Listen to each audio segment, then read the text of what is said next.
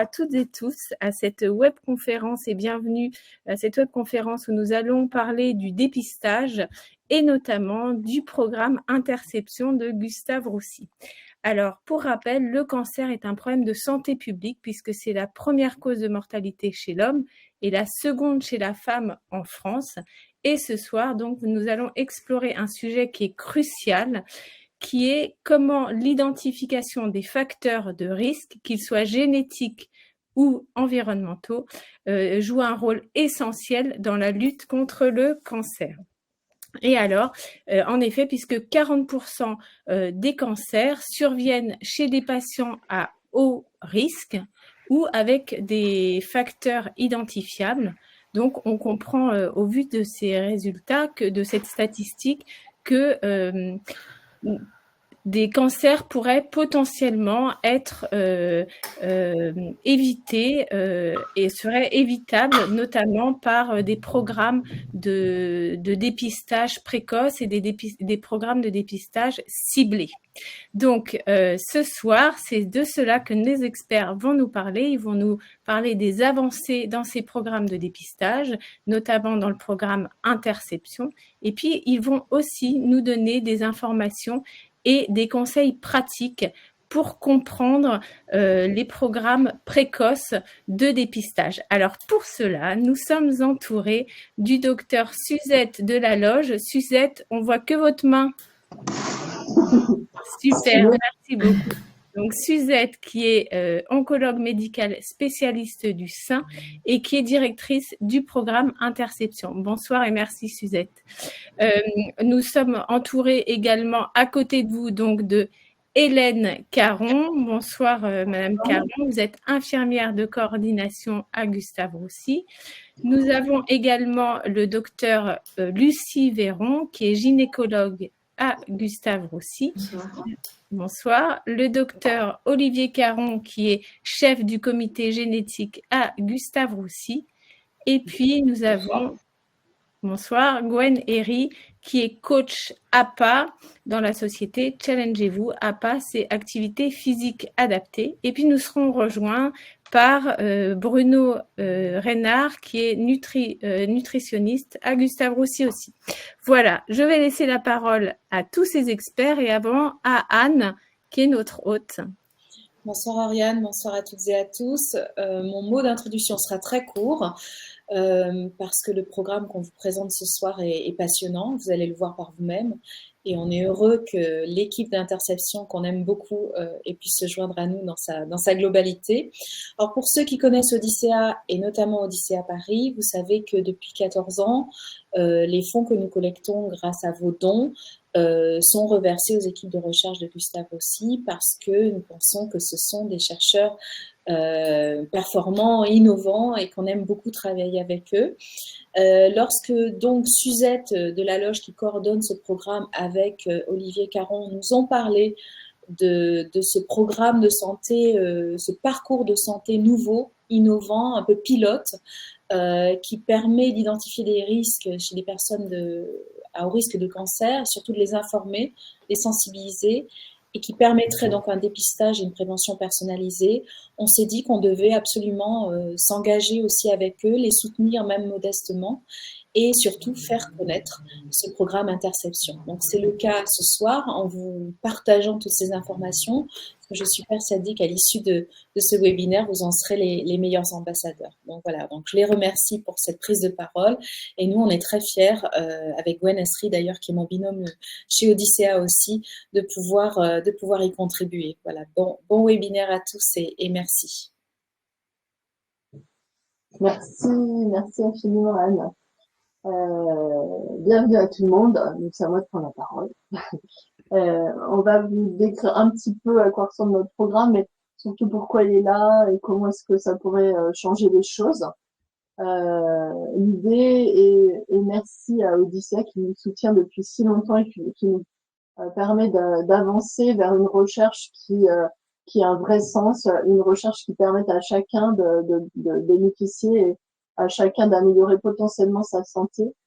Merci d'avoir soutenu ce programme Interception qui a pu voir le jour depuis 2 à 3 ans maintenant. Et l'idée d'Interception, c'est de changer un peu la donne et d'apporter de plus en plus le champ de l'oncologie vers le champ de la prévention, empêcher la survenue des cancers et empêcher la survenue des cancers graves. Donc, on voulait d'abord vous expliquer à quoi ça ressemble et pourquoi une interception des cancers. Et puis, il y aura différentes interventions qui vont vous présenter de façon un peu plus détaillée certaines approches que nous avons. Et donc, pourquoi est-ce que l'interception, c'est quoi l'interception d'abord, pourrait éviter les cancers graves de façon très simple? Un concept, c'est que à un temps donné, le risque de cancer dans les années qui suivent est assez personnel. Voilà, il y a des gens qui auront des cancers, d'autres qui n'en auront pas, c'est comme ça. C'est pas quelque chose qui est complètement inné. Donc il y a une partie qui est liée à la génétique, qui est liée à des choses qu'on ne peut pas changer effectivement.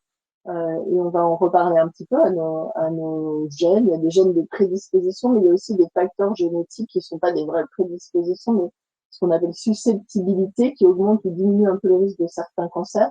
Mais au cours de la vie, nous sommes exposés à beaucoup de choses qui vont complètement modifier notre risque de cancer. Et ces expositions, elles sont très variables. Et finalement, la résultante, c'est que à un temps donné de notre vie, en fonction de notre background génétique, mais surtout de toutes les expositions que nous avons eues, nous avons un risque de faire un cancer dans les années qui viennent, qui est très différent de la voisine. Et donc, ça dépend bien sûr des expositions comme le tabac, l'alcool, le soleil, ça tout le monde connaît, mais aussi de plus en plus les polluants. On commence à identifier tous ces polluants perturbateurs endocriniens ou complètement différents qui modifient notre risque d'un certain nombre de cancers.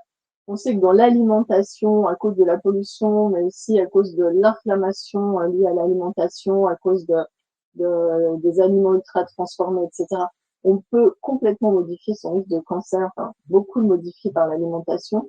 Le surpoids, malheureusement, est un facteur assez important aujourd'hui, et l'obésité, à cause de l'inflammation, des changements métaboliques, la sédentarité, on va en reparler, un élément majeur, et les expositions hormonales, et puis pas mal d'autres choses. Et donc finalement, à un temps donné, moi, aujourd'hui, j'ai un risque de cancer qui est très dépendant de tout ce que j'ai vécu avant et de mon patrimoine génétique, bien sûr. Et en fait, ce que j'ai vécu avant, je vais pas pouvoir le changer maintenant.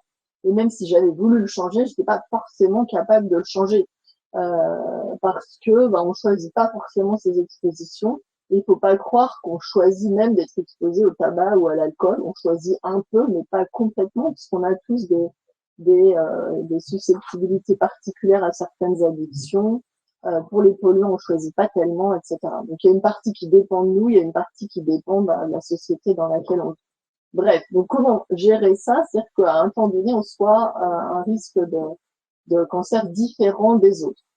Ce qu'on a, le complément de ça, en venant de l'autre côté, c'est qu'on a compris depuis quelques années qu'il y a à peu près aujourd'hui, comme disait Ariane, 40% des gens qui développent un cancer, chez qui on aurait pu identifier dans les années d'avant qu'ils étaient à haut risque de développer un cancer. Et on aurait pu faire quelque chose pour soit éviter ce cancer, soit le dépister potentiellement plus tôt pour éviter un cancer potentiellement grave.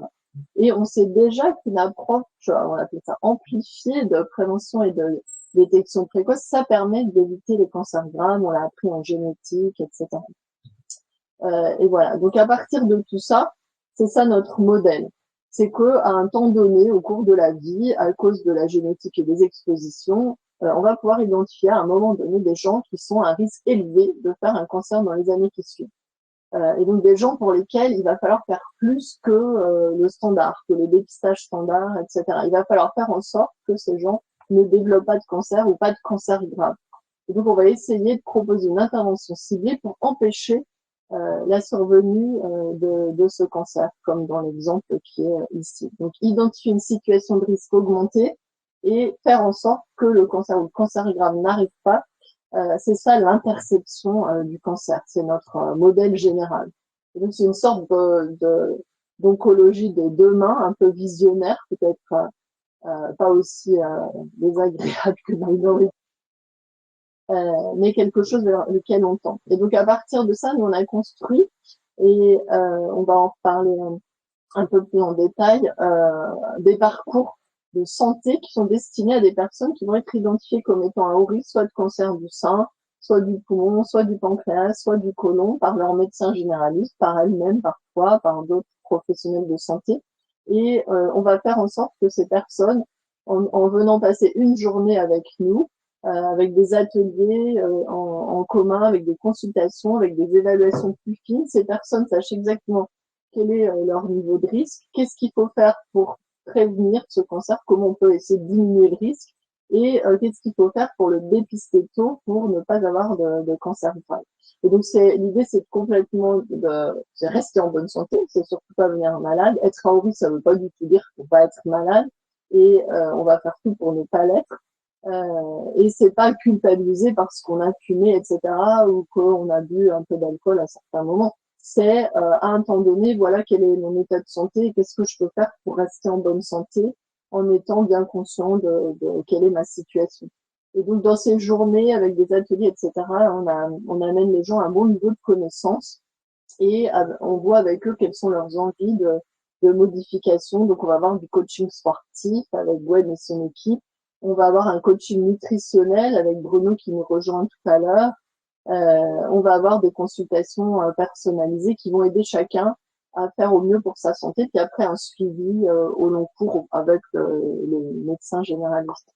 Et le quatrième pan, à part identifier les personnes à risque, les aider à construire leur programme, faire un programme de prévention et de dépistage, le quatrième pan, c'est que si on a une suspicion, on a une carte pour être pris en charge en urgence pour faire un diagnostic. Ça, c'est très important également. Voilà, c'est à ça que ressemble notre programme de façon très courte, en sachant que c'est complètement complémentaire des dépistages, de la prévention en population générale. C'est vraiment un nouveau moyen d'essayer de construire de l'oncologie dans le futur, grâce aux moyens qu'on a aujourd'hui. Essayer de mieux identifier les personnes à risque et mieux les prendre en charge pour éviter les cancers. Et c'est très faisable aujourd'hui. On commence à le faire et on est en train de construire toute une recherche. Merci Odyssea pour faire encore mieux dans le futur. Voilà. C'est tout pour cette introduction et notre pourquoi. Si vous avez des questions, on peut répondre tout de suite. Et sinon, on enchaîne sur comment savoir si je suis à risque augmenté avec Olivier. Alors moi j'avais une question, docteur Delaloge. Comment on est adressé comment on peut rentrer dans ce programme? Est-ce que c'est au travers du médecin traitant? Est-ce que c'est en vous contactant? Comment ça se passe? Pour l'instant, le programme pilote, il a été développé qu'avec Gustave aussi, il va ouvrir dans 8-9 autres centres en France là, dans l'année 2024. Pour l'instant, donc il faut nous contacter nous. Donc en théorie, c'est plutôt par le médecin traitant. Donc il y a un certain nombre de médecins qui ont des petits scores en ligne qui les aident à identifier les gens qui sont à risque élevé, qui relèvent d'un dépistage et d'une prévention particulière. Et donc ça, c'est une façon d'être adressé. Après, il y a beaucoup de gens qui s'auto-adressent parce qu'ils se considèrent, ils connaissent bien leur situation, ils se considèrent à risque particulier. Et dans ce cas-là, souvent, nous, on fait des petites consultations en ligne via Doctolib. Donc, on peut s'inscrire par Doctolib, qui nous permettent d'aider les personnes, d'identifier si vraiment elles sont à risque élevé. S'il y a d'autres situations, on peut les orienter vers autre chose. Par exemple, il y a des personnes qui viennent plus pour avoir une consultation de génétique. Et si ces personnes entrent dans le cadre du programme, dans ce cas-là, on leur propose de venir passer une journée avec nous et rentrer dans le programme. En général, c'est ça. Soit par un médecin, il y a pas mal de personnes qui s'adressent elles-mêmes également. Merci beaucoup, docteur Delaloge. Alors, ce que je vous propose, c'est qu'on laisse la parole aux autres et puis il y aura peut-être des questions à la fin qui reviendront, on vous les posera. Donc, deuxième intervenant, c'est le docteur Caron. Bonsoir, docteur Caron. Je vous ai mis vos slides. Merci beaucoup. Merci à Odyssea pour à la fois l'invitation puis tout ce qu'ils font par ailleurs. Alors, comment savoir finalement si je suis à risque augmenté? Qu'est-ce qui fait que le risque de mon voisin, par rapport à mon voisin est plus important ou moins important d'ailleurs? Et si on se pose la question de ce qui fait qu'on a un cancer ou qu'on n'a pas, de la part des patients, on a souvent ce genre de réponse. Alors, je ne vous parlerai pas de la punition divine parce que c'est pas du tout mon rayon, mais il y a effectivement un certain nombre d'éléments qui sont, je dirais, euh, dans la perception des uns et des autres. Tout un chacun se doute que il y a quelque chose qui tourne autour du tabac, de la pollution, des choses comme ça. Alors, tout ne joue pas forcément et tout ne joue pas de la même manière. On pourra répondre à vos questions sur le stress, par exemple. Ce que l'on mange, on va en parler avec notre collègue nutritionniste dans un instant. Alors, si on rationalise un petit peu tout ça, ou si on schématise tout ça, le cancer, c'est toujours la conjonction de plusieurs éléments en même temps. On dit que c'est une maladie multifactorielle, un peu comme dans une recette de cuisine dans laquelle on aurait plusieurs ingrédients. Alors, les grandes catégories d'ingrédients, ça va être l'environnement, hein, les choses qui nous entourent. Il y a les gènes, hein, ce qu'on a reçu de nos parents. Nos parents nous transmettent à peu près 25 000 gènes. Et là-dedans, on a certains de ces gènes qui vont avoir une influence sur les risques de cancer. Ces gènes-là sont notamment chargés de surveiller nos cellules pour éviter qu'elles ne se transforment en cancer. Et puis il arrive qu'il y ait un de ces gènes qui fonctionne moins bien, ce qui fait que les cellules sont moins bien surveillées, donc il y a plus de risque d'avoir un cancer. Et puis, on a une part de hasard. Alors, on pourrait dire, le hasard, c'était la faute à pas de chance sur la diapo précédente. On pourrait dire que le hasard, c'est tout ce qu'on ne connaît pas. Effectivement, il y a encore beaucoup de choses qu'on ne connaît pas, mais le hasard tout de même joue un rôle, hein, parce que notre corps est composé de milliards et de milliards de cellules, et il y a pas mal de manières d'en transformer une qui va bien en cellules cancéreuses, hein. C'est comme si, lorsque vous avez à construire un objet, si vous êtes un artisan orfèvre et que vous avez 6 mois pour construire un seul objet, il va être parfait à la fin. Ce sera absolument sublime. Si vous êtes un industriel et que vous fabriquez le même objet mais à 100 000 exemplaires par jour, forcément, il y aura des défauts dans un certain nombre de ces pièces. Donc, pour chaque cancer, à chaque fois, pour chaque organe et d'une personne à un autre, d'un cas à un autre, on va avoir une proportion de ces différents ingrédients qui va être extrêmement variable. On peut avoir une majorité d'environnement, on peut avoir des choses qu'on ne s'explique pas, donc on dit que c'est plutôt le hasard. On peut avoir des cancers qui vont avoir une proportion de participation du patrimoine génétique beaucoup plus importante. Alors, qu'est-ce qu'on met derrière l'environnement? Suzette, on a déjà parlé pas mal. On va avoir le tabac, effectivement, l'alcool, certains virus, le virus HPV pour le col de l'utérus et certains cancers de la gorge. On va avoir des virus d'hépatite, hein, qui vont favoriser la survenue de cancer du foie. On a des bactéries comme une certaine bactérie pour le cancer de l'estomac, l'exposition à l'amiante, les particules fines. Également des choses absolument naturelles, comme les rayons du soleil, hein, qui vont représenter un facteur de risque majeur pour les tumeurs cutanées, les rayons X, des substances comme le benzène, etc., etc. Donc, tout ça, c'est de l'environnement. Alors, à quel point est-ce que ça joue? Je suis pas sûr que vous voyez très bien ce qui est noté sur la diapo, mais là, l'Institut national du cancer a fait une représentation un petit peu schématique. Finalement, si on regarde une année tous les cancers qui sont diagnostiqués chez des adultes, chez des personnes de plus de 30 ans en l'occurrence, finalement, quel est l'ingrédient majoritaire dans la recette du cancer? Pour près de 70 000 de ces cancers, c'était le tabac. Pour à peu près 30 000, c'était l'alcool, l'alimentation pour une vingtaine de milliers. Et puis le surpoids, encore à peu près 20 000, etc., etc.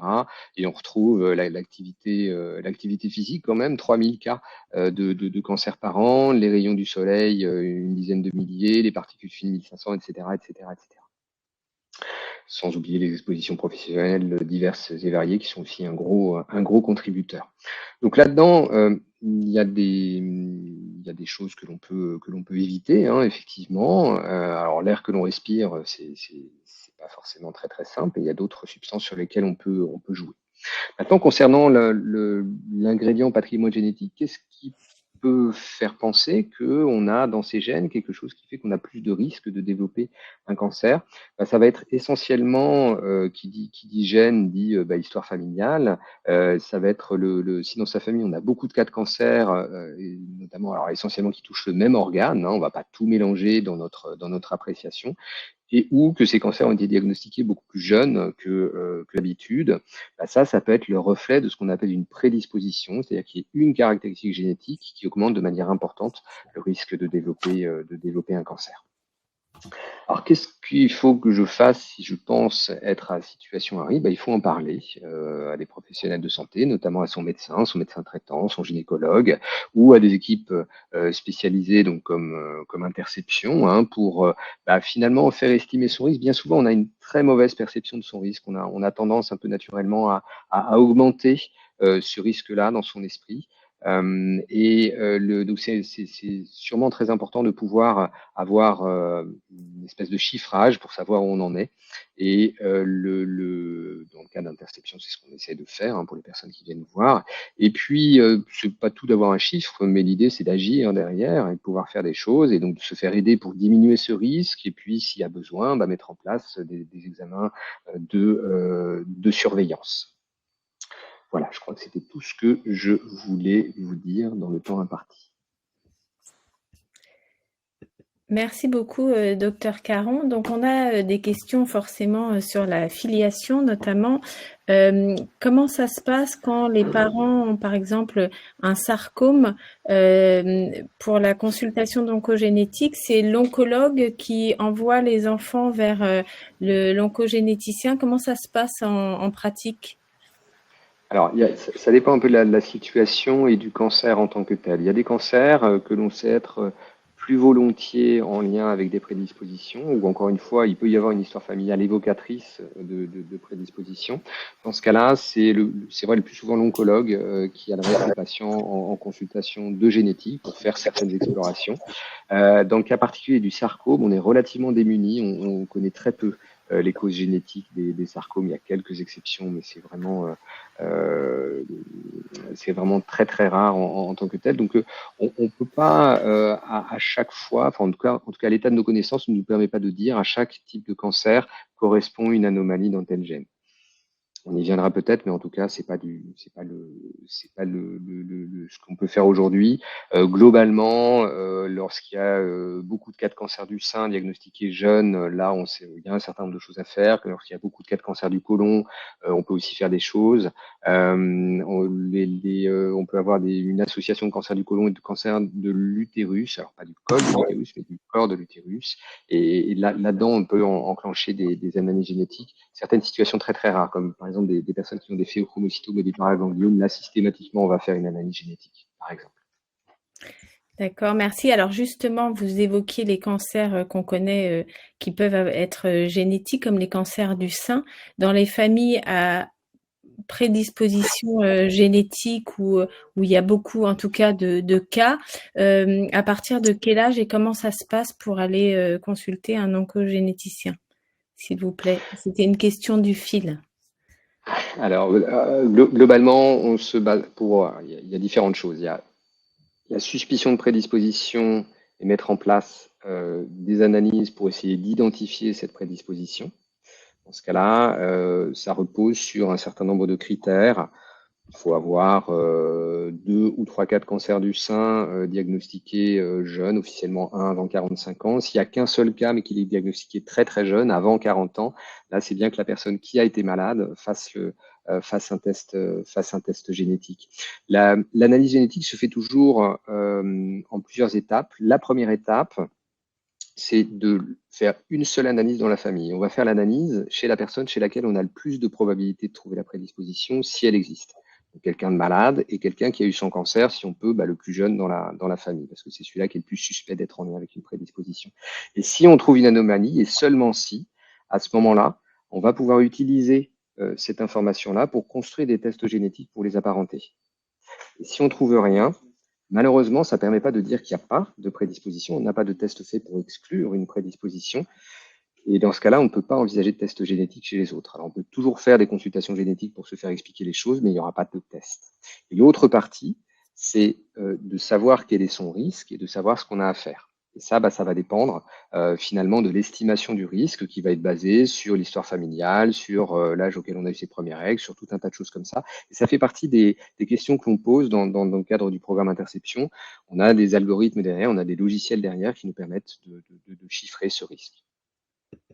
Merci beaucoup. Alors, désolé, il y a certaines questions qui sont très personnelles et on ne peut pas prendre de questions d'ordre personnel. Donc, c'est pour ça que je reste assez vague et que j'explique le fonctionnement à nos auditeurs. Allez-y, docteur Caron. Juste parce que je crois que je n'ai pas répondu à la question, mais à partir de quel âge, en fait, en général, il n'y a pas le feu.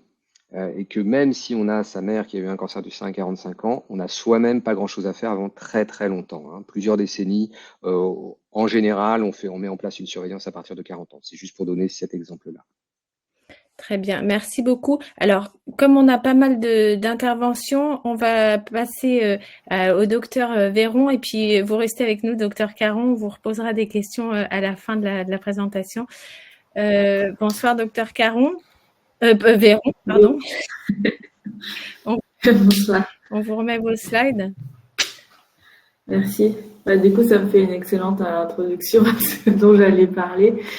Justement, quand on a un risque augmenté de développer un cancer du sein, qu'est-ce qu'on fait? Et on va voir justement à quel âge on commence, etc. Donc, c'est parfait.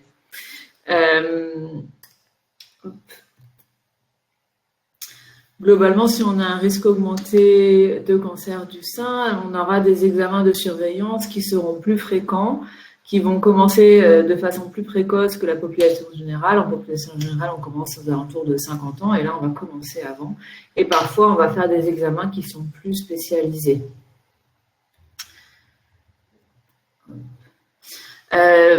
L'examen principal de surveillance pour les seins, c'est la mammographie. C'est l'examen de référence. Comme je vous disais, de temps en temps, dans certaines situations, on peut faire des examens plus spécialisés et c'est l'IRM mammaire et c'est que dans certains cas très particuliers. Et on peut associer à ces deux examens une échographie et c'est le radiologue qui décide s'il a besoin d'une échographie ou pas au moment des examens de surveillance. Et puis, mais ça c'est pour toutes les femmes, il y a aussi toujours la palpation des seins par un médecin qui est censé commencer vers l'âge de 25 ans de façon annuelle pour toutes les femmes. Et chacun de ces examens apporte des informations complémentaires et différentes. Donc, comme l'a dit le docteur Caron, si on a un risque augmenté de cancer du sein, c'est quand même relativement rare de débuter avant l'âge de 40 ans. Et donc, avant 40 ans, tous les ans, on va voir son gynécologue ou son médecin généraliste ou sa sage-femme pour qu'il nous palpe les seins. Et puis, la surveillance, elle commence aux alentours de 40 ans selon notre niveau de risque de développer un cancer du sein. Et puis, de façon très schématique, entre 40 et 50 ans, on fait des mammographies, soit tous les ans ou soit tous les 2 ans, selon, toujours pareil, notre niveau de risque de développer un cancer du sein. C'est vraiment très, très personnalisé et c'est vraiment là que l'apport de tous nos logiciels qui calculent les risques sont très importants. Après 50 ans, c'est aussi la même chose, toujours la mammographie parfois associée à l'échographie et selon notre risque, on va le faire tous les ans ou tous les 2 ans. Et je peux pas aller beaucoup plus dans les détails que ça parce que c'est vraiment très individuel en fonction de chaque femme, en fonction de son âge également. Et c'est vraiment dans cette partie-là qu'on va pouvoir avoir un apport très personnalisé avec notamment le programme Interception et tous les algorithmes qu'on utilise pour nous aider à apprécier le risque de chaque femme. Dans certaines situations, on a un risque encore plus augmenté de développer un cancer du sein. Ça peut être parce qu'on a identifié chez nous des gènes de prédisposition génétique ou alors ça peut être parce qu'on a une histoire familiale particulièrement très importante de cancer du sein, même si on n'a pas retrouvé d'anomalies génétiques dans la famille.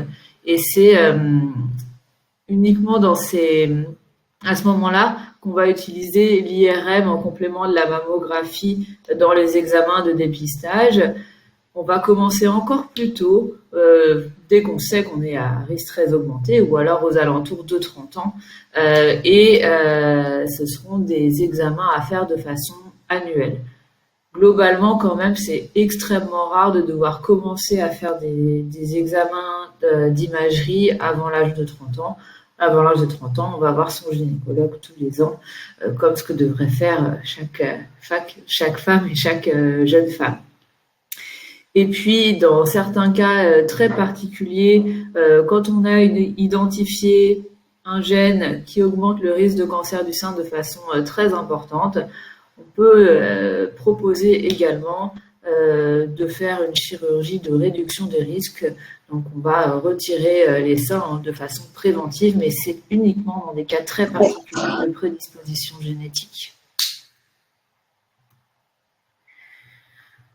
Et puis dans le cancer et dans le cancer du sein, on a aussi plein d'autres moyens de diminuer les risques de cancer. On va voir, c'est tout l'objet aussi du reste des présentations. On peut avoir un impact avec l'alimentation, l'activité physique, le surpoids, le contrôle du poids. L'alcool est un vrai facteur de risque de cancer du sein. Bien sûr, le tabac est toujours toxique. Au-delà de l'effet de tous ces facteurs sur le risque de cancer, ça a aussi un effet bénéfique sur la santé en général et sur le bien-être global. Donc finalement, si on pense avoir un risque augmenté de cancer du sein, il ne faut pas hésiter à en parler aux professionnels de santé qui nous suivent, donc ça peut être le gynécologue, le médecin généraliste, la sage-femme.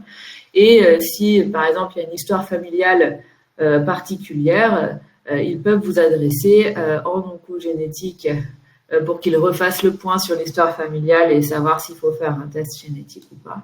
Et il peut aussi vous adresser au programme Interception pour refaire le point sur l'ensemble de tout ça et pouvoir répondre à vos questions, c'est-à-dire quel est mon risque actuel, parce que comme le disait le docteur Caron, très régulièrement on pense avoir un risque très augmenté, puis en fait, on se rend compte que finalement, il n'est pas si augmenté que ça, et tant mieux. Et au-delà de ça, savoir s'il faut faire un dépistage particulier, à quel âge il faut le commencer, par quel examen, et puis qu'est-ce qu'on peut faire en termes de prévention. Et c'est vraiment l'objet de notre programme de prévention personnalisée des cancers. Merci beaucoup. Voilà pour ma partie. De façon très rapide. Alors, on a pas mal de questions. On avait notamment la question de Margot qui dit « Que proposez-vous dans le cadre du programme Interception quand il y a des patients avec un historique familial, mais qu'aucune mutation délétère n'a été retrouvée chez le patient concerné? Est-ce qu'il y a quand même un suivi et une inclusion dans le programme Interception ou un autre programme ciblé ?» Oui, bien sûr, c'est la majorité des femmes, parce que les prédispositions génétiques, ça reste quand même rare.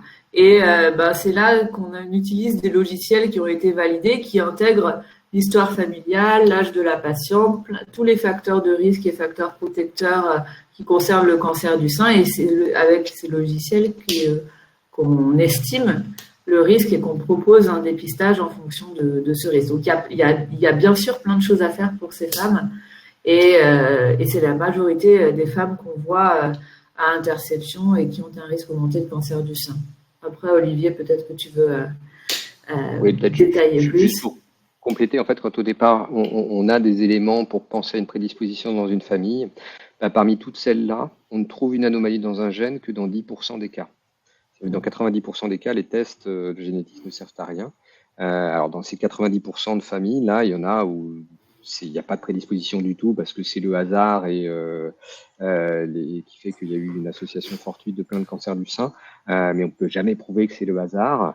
Et puis parmi les 90%, il y en a aussi où il y a vraiment une prédisposition mais qu'on ne connaît pas ou qu'on ne sait pas identifier ou qui répond à une génétique beaucoup plus complexe que de connaissances actuelles.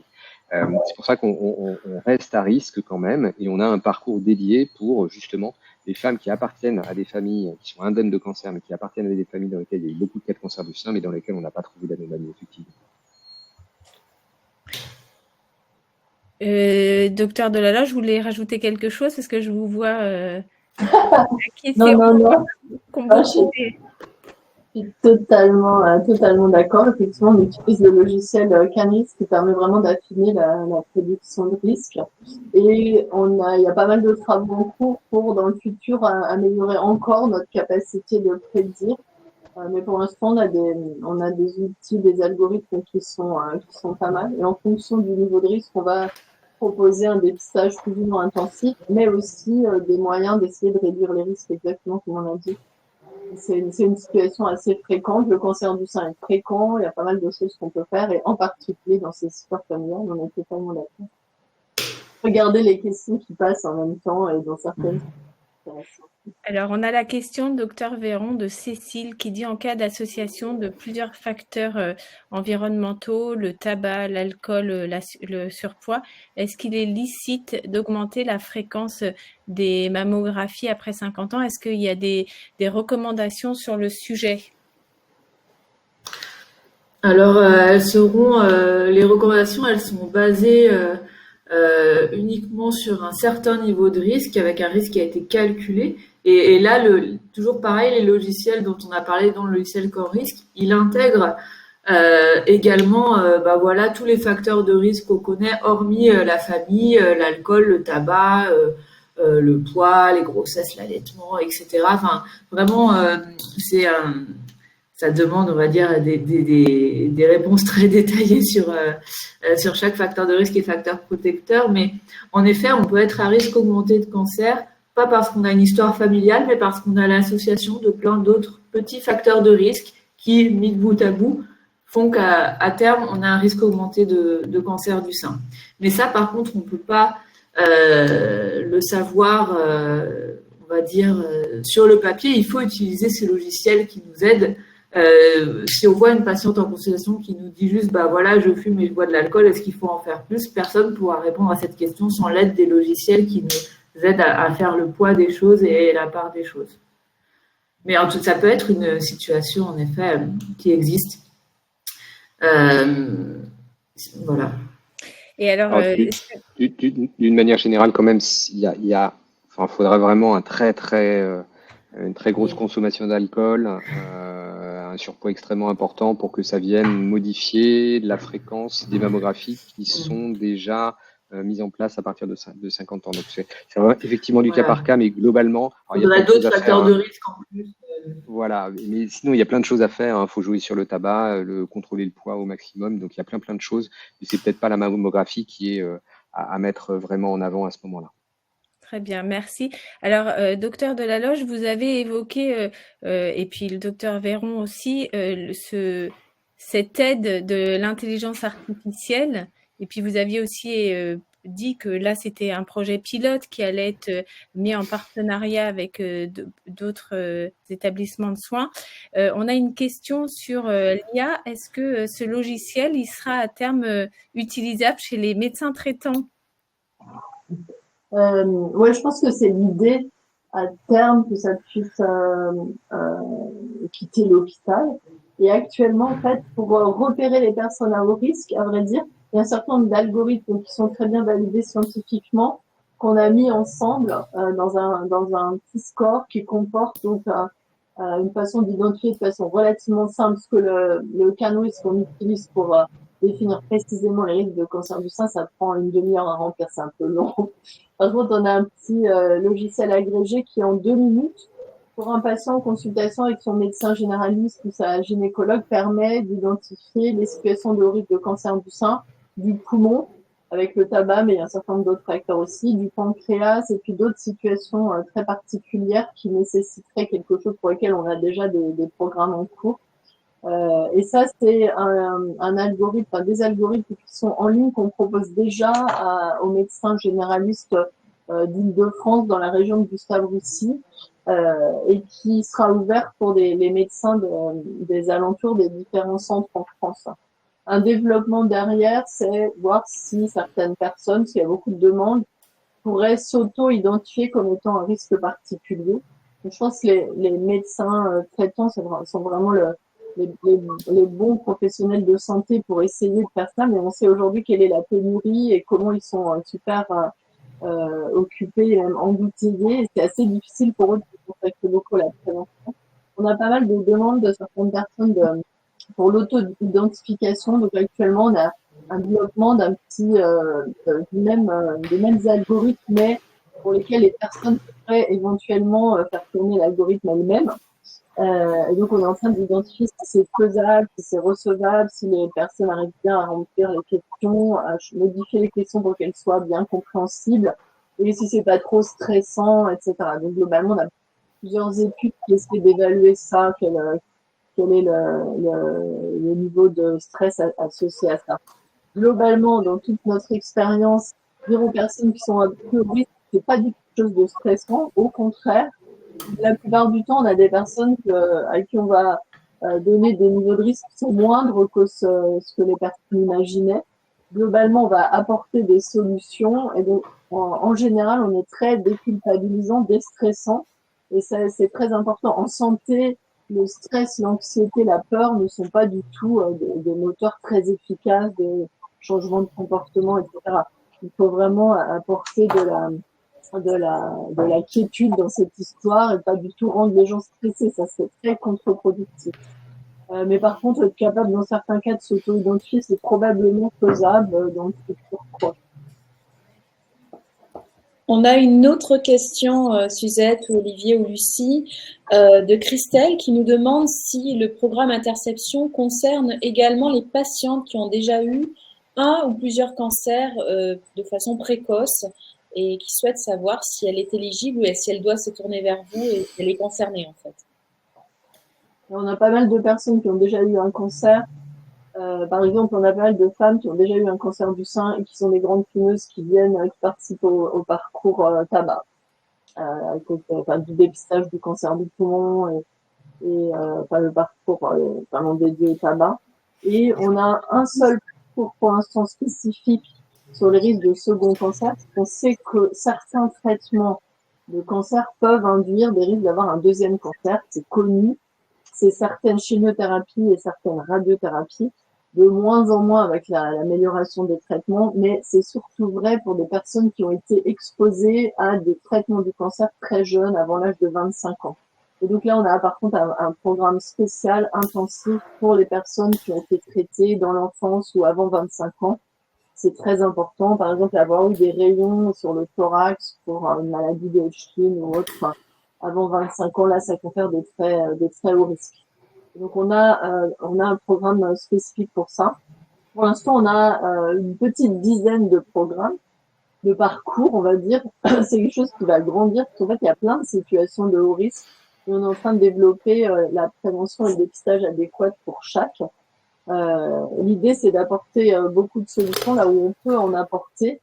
Il y a encore des situations pour l'instant où, on ne sait pas bien identifier les risques à l'avance. Par exemple, prenons un exemple assez bête, c'est pas bien d'identifier les gens qui risquent de développer une tumeur cérébrale aujourd'hui. Ça peut changer rapidement dans le futur, mais malheureusement, on n'est pas très efficace, on ne sait pas détecter tôt, sauf cas particuliers. Et voilà, donc, on est allé là où il y a vraiment des choses à faire très rapidement. Le cancer du pancréas, c'est un exemple majeur. C'est un fléau, le cancer du pancréas, c'est dramatique, ça se traite mal. Et les traitements sont lourds et malheureusement, les taux de guérison sont faibles. Souvent, c'est une maladie qu'on trouve assez tard et l'incidence augmente beaucoup. C'est 18 000 personnes par an en France actuellement, c'est énorme. Et on sait identifier des gens à risque de cancer du pancréas aujourd'hui. Donc, on voit vraiment là où il y a une sorte d'urgence et où on a des données. Et on sait aussi qu'il y a un certain nombre de mesures qui peuvent diminuer les risques de façon extrêmement active. Voilà, donc on est allé vers l'urgence d'abord et il y aura d'autres programmes en plus dans le futur. Merci beaucoup. Oui, juste parce que je vois qu'il y a plein de questions, plusieurs questions là-dessus. Donc, Interception, c'est vraiment au départ pour les personnes indemnes de cancer. Ouais. Donc, il y a les exceptions dont tu as parlé, Suzette. Si j'ai eu un cancer dans l'enfance ou un âge jeune, donc l'âge jeune, on peut discuter, mais c'est moins de 20 ans, moins de 25 ans éventuellement. Et puis sinon, si j'ai eu un cancer, que j'en suis guéri, mais que j'ai une autre situation de risque, notamment le tabac. Donc globalement, pour toutes les personnes qui sont actuellement en cours de traitement, l'interception n'est pas adaptée. Et si j'ai eu moi-même un cancer, c'est pas tellement pour moi que le programme est adapté, mais peut-être pour quelqu'un de ma famille, s'il y a une histoire familiale. Oui, on a beaucoup de demandes de filles, de sœurs, de femmes qui ont eu un cancer du sein avec éventuellement une histoire familiale où on ne trouve pas d'anomalie génétique et on va aider à ces sœurs ou ces filles qui sont indemnes à se prévenir. Après, pour les femmes qui ont eu un cancer du sein, on a déjà un dépistage intensif, on a déjà mis en place des mesures de prévention d'un autre cancer. Normalement, il y a l'hormonothérapie, il y a des actions de santé, il y a donc elles ont en fait normalement des femmes qui ont déjà eu un cancer, elles sont déjà super prises en charge du côté de la prévention et du dépistage. Eh bien, écoutez, alors on va peut-être passer au tabac avec Hélène qui est juste à côté de vous, docteur de la Loge. Madame Caron, je vous mets vos slides.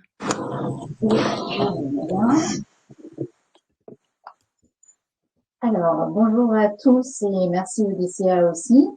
Donc aujourd'hui, qu'est-ce que je peux faire quand je suis un grand fumeur ou une grande fumeuse? Alors, on sait pourquoi on fume, parce que le tabac, il agit sur 3 dépendances, ce qu'on appelle la dépendance des 3D. C'est qu'autant il va avoir une action sur une dépendance physique ou une dépendance psychologique également ou une dépendance comportementale. Tout ça, on peut agir complètement dessus au jour d'aujourd'hui. La dépendance physique, c'est clairement parce qu'il y a de la nicotine qui est dans les cigarettes et puis c'est un élément addictif. Sur la dépendance psychologique, il y a forcément des émotions qui jouent, le côté plaisir qui rentre en compte, l'anxiété qui peut rentrer en compte. Et dans la dépendance comportementale, souvent on associe la cigarette avec des habitudes comme boire son café. Et c'est sur ces actions qu'on va devoir agir quoi qu'il en soit. Alors, est-ce qu'on peut arrêter de fumer? C'est là, comme je disais, qu'on peut agir sur les 3 dépendances. Sur la dépendance physique, on va sortir le joker des substituts tabagiques, qui sont les patchs ou les pastilles, mais aussi des inhalateurs, divers produits qui existent aujourd'hui, qui aura donc leur action sur cette dépendance physique. Et sur la dépendance psychologique et comportementale, là aussi, on a un joker qu'on peut sortir. C'est ce qui marche le mieux au jour d'aujourd'hui, c'est les thérapies cognitives comportementales.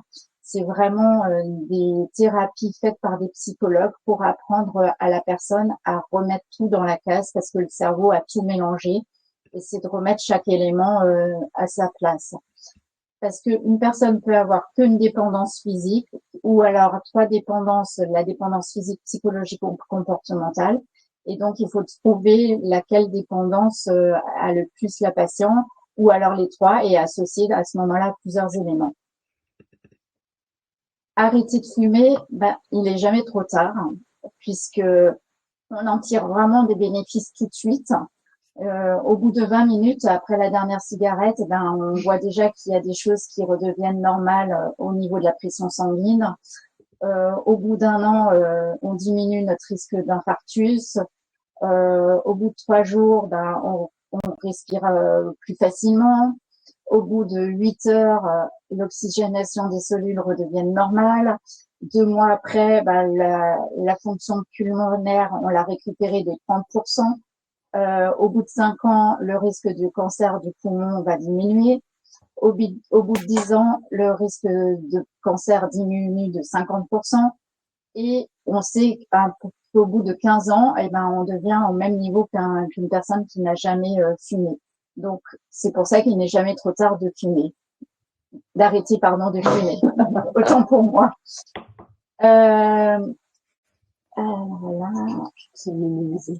Voilà. Alors, peut-on faire un dépistage?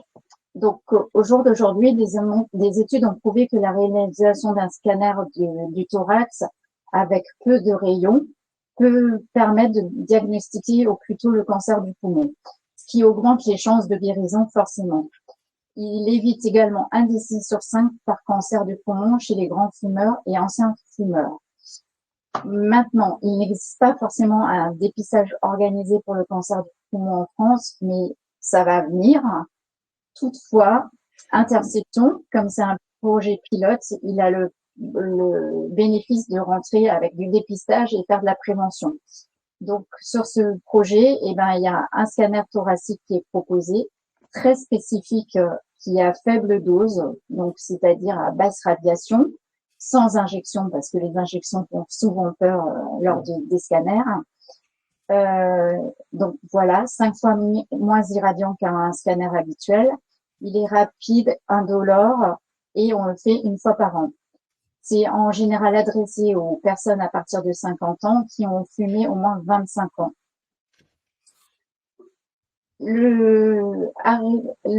L'association du scanner plus arrêt du tabac, forcément, va augmenter vos chances par rapport à avoir un cancer du poumon. C'est une meilleure santé et aussi prévenir contre d'autres maladies liées au tabac, forcément. C'est vraiment l'association qui peut aider dans ces cas-là. Donc, la journée Interception, il y a un programme spécial pour les gens qui fument. C'est vraiment une journée qui est une prise en charge complète avec des professionnels spécialisés, des oncologues, des radiologues. Elle comprend des petits groupes de participants parce que ça permet de pouvoir échanger plus facilement. Il y a dans cette journée des ateliers d'information et d'échange, des consultations, une consultation avec un oncologue, le scanner de dépistage, des petits films de prévention et aussi un entretien avec un coach sportif qui intervient lors de cette journée. On a le jour même les résultats du scanner à la fin de cette journée. On peut faire tout ce qui est prescription si la personne a besoin pour les pages, les pastilles. On peut adresser les gens vers des spécialistes comme les tabacologues, vers les psychologues qui font les thérapies cognitives et comportementales. Les personnes ressortent vraiment avec un plan personnalisé de suivi par rapport aux risques qu'elles ont. Voilà. Merci. Merci beaucoup. Alors, j'avais une question parce qu'on a parlé de l'exposition au tabac, etc.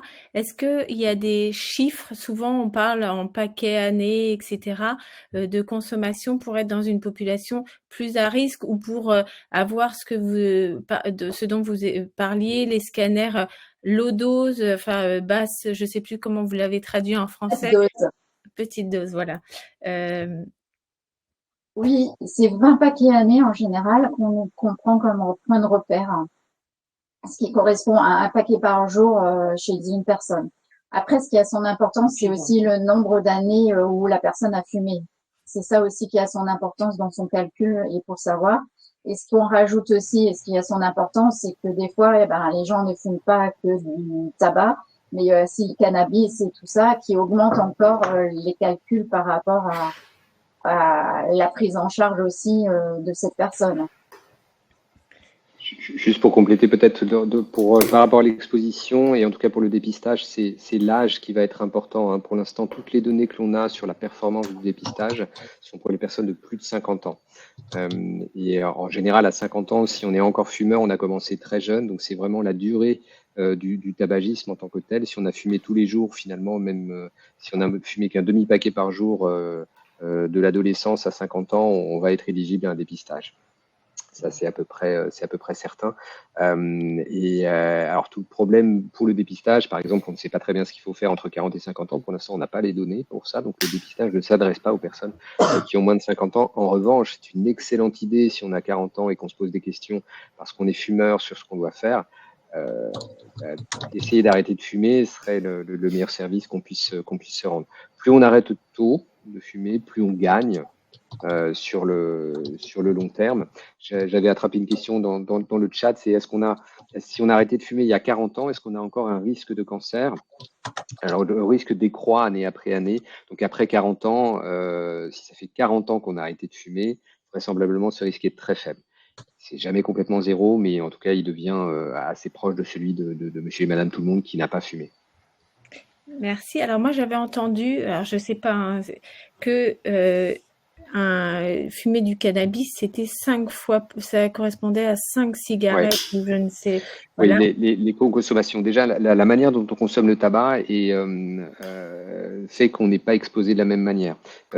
Si on fume des cigarettes manufacturées, des cigarettes qu'on achète au bureau de tabac, toutes faites, on va, si par rapport à la consommation que l'on a quand on roule ces cigarettes, si on roule ces cigarettes, on va s'exposer plus aux substances toxiques. Si on les roule et qu'on rajoute du cannabis dedans, ça va encore augmenter la toxicité. Probablement multiplier par 5 ou 6 la toxicité, effectivement. Pourquoi? Parce qu'en général, on tire plus dessus, donc on absorbe plus de substances toxiques. Donc ça, c'est tout à fait vrai que tabac plus cannabis augmente encore plus le risque tabac tout seul. Et on le rappelle qu'on est dans le mois sans tabac qui se termine bientôt, mais qu'il Voilà. est toujours temps d'arrêter de fumer. Et la chicha, tout. Chicha très très important, c'est le pire du pire, la chicha. Le fait de se dire comme ça passe dans l'eau, l'eau enlève les toxiques, ça c'est complètement faux et on s'intoxique énormément en consommant la chicha. Et pire, si on assiste à une soirée chicha et qu'on est dans la pièce, c'est comme si on avait fumé un paquet de cigarettes sans avoir tiré sur la chicha. Alors, justement, me vient une question. Dans les facteurs d'exposition environnementaux, quid du tabagisme passif? Si dans notre enfance, on a tous été exposés à la voiture fermée et les parents qui fumaient au volant, est-ce qu'on est on peut vous appeler et rentrer dans le programme Interception? Alors, si on a juste été exposé étant enfant dans la voiture et qu'on n'a jamais fumé après et qu'on a aujourd'hui 50 ans, c'est un peu ce qu'on a vu tout à l'heure. Cette exposition-là n'a pas eu un impact très fort, probablement. Quelqu'un qui est le conjoint d'une personne qui fume à la maison, par exemple, elle va avoir une consommation, en tout cas une exposition qui est à peu près équivalente à un petit fumeur. Quelqu'un qui fume 5, 6, 7 cigarettes par jour. Donc, ça va rentrer dans le calcul. Donc, si vraiment on est au quotidien avec quelqu'un qui fume en permanence, on peut avoir ce niveau d'intoxication là. Donc, je dirais que ça se calcule, ça s'évalue. Et globalement, en tout cas, le dépistage, pour l'instant, il s'oriente vraiment pour les fumeurs actifs ou anciens fumeurs actifs. Merci beaucoup. Alors, on va aussi partager la réponse du docteur de la loge à Sandrine qui demandait comment trouver des structures qui proposent cette journée de prise en charge des fumeurs. Et est-ce que c'est seulement Gustave Roussy? Donc, non. Alors, je vois pas toute la réponse, mais docteur de la loge, vous pouvez nous la dire oralement? Ah, voilà. Alors, elle apparaît. Oui, en fait, je disais qu'il y avait 8 centres en France qui allaient déployer en 2024. On commence par Lyon, Rennes, Avignon, ensuite Bordeaux, Lille, Marseille, Nancy, Caen. Ah, j'ai oublié Caen d'ailleurs. Et par contre, il y a des programmes de dépistage du cancer du poumon par scanner low-dose qui existent à divers endroits. Attention, il ne faut pas faire un scanner normal.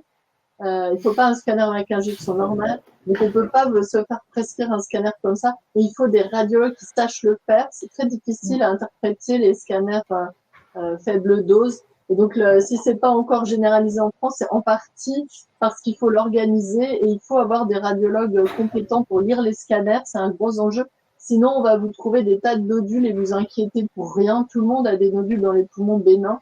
Il faut absolument que ça soit dans un cadre un peu organisé. Donc, il y a un certain nombre de structures qui le font. À Marseille, il y a la PHM, par exemple. Il y a la PHM il y a aussi, plusieurs programmes. Il y a des études en cours aussi. Ouais, ça, c'est important. Ça va se généraliser bientôt. L'Institut du cancer, il travaille. Mais voilà, ça prend un petit peu de temps pour des raisons. On peut pas lancer du tout un dépistage comme ça. Ça serait une catastrophe de se mettre à faire des scanners n'importe comment. Dangereux pour l'injection, pour l'irradiation et pour les mauvaises nouvelles qu'on donnerait aux personnes de façon inadéquate ou des gens qu'on rassurerait de façon fausse. Merci. Alors, Bruno Reynard est avec nous. Je l'ai invité à monter sur scène. Donc, s'il arrive à se connecter, il va pouvoir nous présenter ses slides. Sinon, Suzette, est-ce qu'il y a des questions qui vous ont paru Bon, il y a plein de questions très intéressantes. Il y a déjà quelqu'un qui a répondu pas mal. C'est vous, Oriane, qui a répondu en direct? Et moi, j'essaie de répondre à quelques-unes. Les questions sont très pertinentes. Il y a une personne qui demandait si avoir eu un cancer du sein, ça augmente votre risque ultérieur d'autres cancers. Globalement, si vous n'avez pas de gène de prédisposition, globalement, avoir eu un cancer du sein, ça augmente uniquement votre risque d'avoir un deuxième cancer du sein. Et ça l'augmente un petit peu par rapport à une femme qui n'a pas eu de cancer du sein. Donc, on va vous faire plus de dépistage, c'est-à-dire des mammographies tous les ans. Et on va essayer de vous accompagner. C'est pas un risque énorme, encore une fois, mais ça augmente un petit peu le risque d'avoir un deuxième cancer du sein. Essentiellement ça. Sinon, globalement, aujourd'hui, ça n'augmente pratiquement pas le risque d'aucun autre cancer. Eh ben, merci beaucoup. Alors, ça y est, on a été rejoint par Monsieur Reynard. Bonsoir, bienvenue. Bonsoir. C'est à vous. On va vous merci beaucoup. Au slide. Vous mettez les diapos, voilà, parfait, merci beaucoup. Alors, d'abord, merci à vous, Oriane, pour votre patience et pour Odyssea et puis pour le groupe Interception de me donner l'occasion de parler des messages importants sur l'alimentation selon le risque de cancer. Et ce qui est important de voir là-dedans, c'est que finalement, derrière toutes les informations scientifiques dont on dispose à ce sujet, il y a des recommandations qui sont simples et finalement assez marquantes parce qu'elles impactent tout autant le risque de cancer que celui d'autres maladies comme l'obésité, qui est très fortement en lien avec les cancers, mais aussi qui impactent de nombreux éléments sociétaux puisque l'écologie, tout ce qui est développement durable est fortement lié à toutes ces évolutions de comportement alimentaire qu'on peut proposer pour essayer d'améliorer notre état de santé. Et étonnamment, et c'est ce qui m'amuse un peu finalement dans ce qu'on fait à Interception et qui crée un défi encore plus important, c'est d'ailleurs documenté par différentes études, c'est que plus les messages sont simples, plus ils sont difficiles à faire comprendre et plus les gens ont du mal à y adhérer. Parce que finalement, les gens s'attendent à des choses très scientifiques, très particulières, presque de l'ordre de la potion magique. Et finalement, quand on leur dit qu'il faut manger plus de légumes et moins de viande et qu'il faut arrêter de bouffer des cochonneries, ça leur plaît pas trop. La réalité, c'est malgré tout quelque chose qu'il faut relever, c'est que nous sommes en train d'entrer dans une épidémie d'obésité en France et que cette épidémie d'obésité va avoir un impact sur le risque de cancer. Et si on n'intervient pas dès maintenant, et c'est le cas aussi pour la survie de la planète, par des interventions individuelles que nous allons faire nous-mêmes sur notre alimentation, nous allons entraîner un cercle vicieux un effet boule de neige extrêmement important qu'on va peut-être avoir du mal à rattraper. Donc il y a des choses qui, dans l'alimentation, lorsqu'ils sont bien faites, lorsqu'elles sont consommées en bonne quantité, ont plutôt tendance à protéger, et puis d'autres qui ont plutôt tendance à augmenter le risque et d'obésité et de cancer. Alors, on va passer à la diapositive suivante. Cette épidémie d'obésité, c'est quelque chose qui a été clairement identifié. Il y a un rapport du professeur Martine Laville qui a été remis au ministre de la Santé cet été et qui montre que c'est quelque chose qui est extrêmement inquiétant puisqu'il survient particulièrement chez les plus jeunes, les enfants entre 7 et 11 ans et les 18-24 ans. Et donc, on va avoir une très grosse vague d'obésité dans les 10 ans à venir et c'est presque trop tard de la rattraper, sauf en faisant dès maintenant œuvre d'un petit peu de vertu sur le plan alimentaire. Et clairement, un des problèmes de cette épidémie d'obésité, c'est qu'elle est en grande partie liée à des phénomènes de mode alimentaires qui ont largement évolué ces 30 dernières années. C'est des phénomènes générationnels, c'est des phénomènes liés à la mixité ethnique, et c'est des choses qui sont naturelles, qui sont depuis la nuit des temps des choses qui évoluent. Et malheureusement, c'est des choses qui s'accélèrent et qui ont un impact très fort sur le risque métabolique. Donc, il faut qu'on intervienne maintenant, à la fois sur nos comportements et sur la façon de consommer et la façon d'acheter les aliments. Donc, quelles sont ces recommandations finalement assez évidentes, même si on a du mal à les mettre en place? Eh bien, il y a d'abord tous ces facteurs de risque importants et que j'ai illustrés par évidemment une scène de la Grande Vadrouille où on dit tout ce qui est bon, c'est très mauvais. Eh bien, il faut par exemple diminuer notre consommation de viande, puisque cette consommation excessive de viande augmente, de viande rouge en particulier, augmente le risque de cancer du côlon. Et la limite à pas dépasser, selon les recommandations, c'est 500 grammes par semaine, ce qui est quelque chose d'extrêmement facile à atteindre, même si on a une partie de la population française qui consomme de façon extrêmement importante la viande rouge. La charcuterie, qui contient beaucoup de sel, beaucoup de nitrites, c'est aussi quelque chose qu'il faut réduire en dessous de 150 grammes par semaine. Là encore, c'est quelque chose qui paraît évident, facile à faire, pour lesquels les gens sont relativement bien sensibilisés, mais finalement, on ne constate pas pour l'instant de mouvement de diminution de la consommation de la charcuterie, comme si finalement il y avait une espèce d'apathie sur ces éléments-là. L'alcool, évidemment, qui est un facteur de risque important, et j'avais précédemment cité, évidemment, la consommation de produits sucrés et la consommation d'ultra-transformés, mais je vais y revenir. J'ai mis ces trois-là en exergue sur cette diapositive puisqu'il y a des chiffres précis, et malheureusement, dans certaines recommandations, on va juste dire il faut diminuer ou il faut consommer raisonnablement de telle ou telle catégorie alimentaire. Le problème, c'est que raisonnablement, à l'échelle individuelle et à l'échelle collective, c'est très mal défini. A contrario, il y a des catégories alimentaires pour lesquelles finalement on devrait faire un effort pour en consommer plus et presque sans limite finalement, puisque on sait que la consommation de fruits et légumes et de tout ce qui apporte des fibres en général doit être consommée très largement.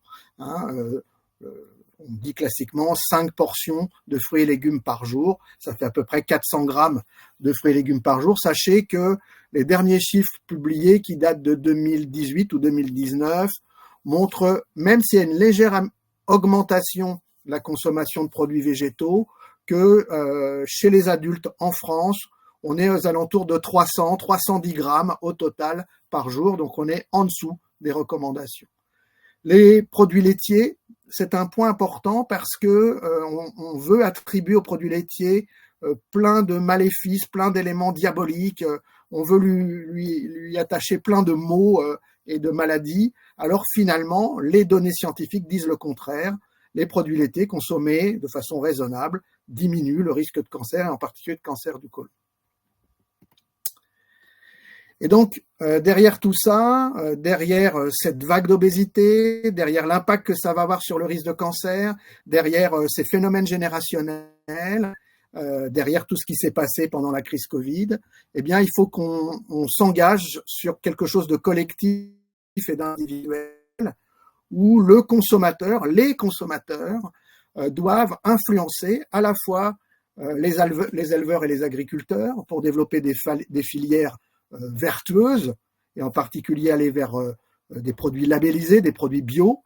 J'ai pas insisté là-dessus, mais il y a quand même quelques éléments de preuve pour dire que de consommer bio est plutôt protecteur du risque de cancer. Évidemment, le consommateur doit influencer l'industrie agroalimentaire pour réduire les additifs alimentaires, les produits ultra transformés, et qu'il y ait un vrai travail de promotion et de sensibilisation de la qualité des produits. Et les industriels de l'agroalimentaire comme la grande distribution doivent accepter que les patients soient mieux informés sur les produits et donc doivent participer au fait que soient diffusés le mieux possible des éléments d'information comme le Nutri-Score. Sachez que le Nutri-Score va évoluer là, probablement l'année prochaine en apportant à la fois cette information sur l'équilibre alimentaire, mais aussi sur le fait que le produit est ou non, c'est assez on-off, un caractère d'ultra-transformation. Donc on va compléter la qualité nutritionnelle de l'information par le fait que ça soit ou pas ultra-transformé. Le consommateur, il va aussi agir sur les pouvoirs publics en lien avec la grande distribution pour agir sur les prix, puisque un des éléments, quand on interroge les consommateurs qui impactent le plus les décisions de choix vers des produits de mauvaise qualité par rapport à des produits de bonne qualité, c'est souvent le prix des denrées fraîches ou transformées. Et évidemment, il faut éduquer les enfants, on l'a dit au début, les enfants sont très fortement impactés par l'épidémie d'obésité et donc probablement cette génération va avoir potentiellement des risques de cancer différents et il va falloir absolument qu'ils soient mieux sensibilisés à ces problématiques. Et je vous remercie. J'avais mon micro qui était fermé. Merci beaucoup, Monsieur Reynard. Alors, on avait une question sur les édulcorants, ce qu'on appelle, alors quand il y a une consommation excessive, le foie gras de l'homme. Quid des édulcorants? Est-ce que ça fait partie des facteurs d'exposition qui sont pris en compte? Alors, déjà, je m'amuse du fait que ça soit la question numéro 1. Parce qu'elle finalement, elle illustre tout ce que j'ai dit précédemment. C'est-à-dire que c'est un élément de détail et on veut le mettre en avant. Ce qui est le plus important dans les modifications de comportement, de vie, qui vont impacter notre état de santé dans les décennies à venir, c'est la consommation de fruits et légumes et l'exercice physique et un autre plan, la diminution de la consommation d'alcool. Et bizarrement, c'est pas ce que relèvent de façon plus importante les consommateurs et les gens qui nous écoutent. Ils s'intéressent aux édulcorants. Bon, pourquoi pas? Donc la réponse est oui. Il commence à y avoir des études. D'ailleurs, dans l'enquête Nutrinet Santé, il a bien été montré que la consommation fréquente, c'est-à-dire plusieurs fois par jour, sur du long terme, plusieurs années, d'édulcorants de synthèse, soit dans le cadre de boissons, soit dans le cadre d'autres produits alimentaires, augmente le risque de cancer. On parle d'édulcorants de synthèse et pas d'édulcorants naturels comme la stevia par exemple. Merci. Alors en fait, les gens ne sont pas centrés sur les détails, c'est que vous étiez très très clair, ils ont tout compris, on a tout compris, c'est pour ça, après on pose des questions en plus, notamment... Allez-y. En fait, ils ne devraient pas avoir tout compris. Ils devraient poser des questions, mais comment on fait pour manger des légumes plus? Comment on fait pour faire ci ou pour faire ça? Alors, ils disent comment fait-on pour avoir des produits sans pesticides? Puisque si on veut manger des fruits, comme Monsieur Reynard nous a dit, les fruits et les légumes sont pleins de pesticides. Donc, comment on fait? Si j'étais dans un moment d'humour un peu potage, je dirais qu'on change de président de la République, mais c'est peut-être pas tout à fait de la loi.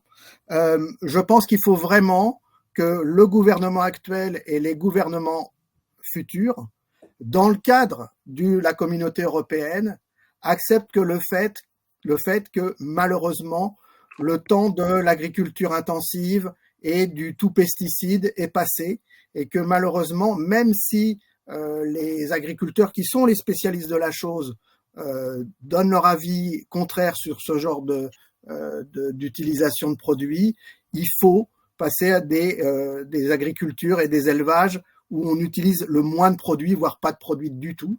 Et ça, c'est faisable, ça a été parfaitement démontré par différentes analyses de parcours de circuits alimentaires.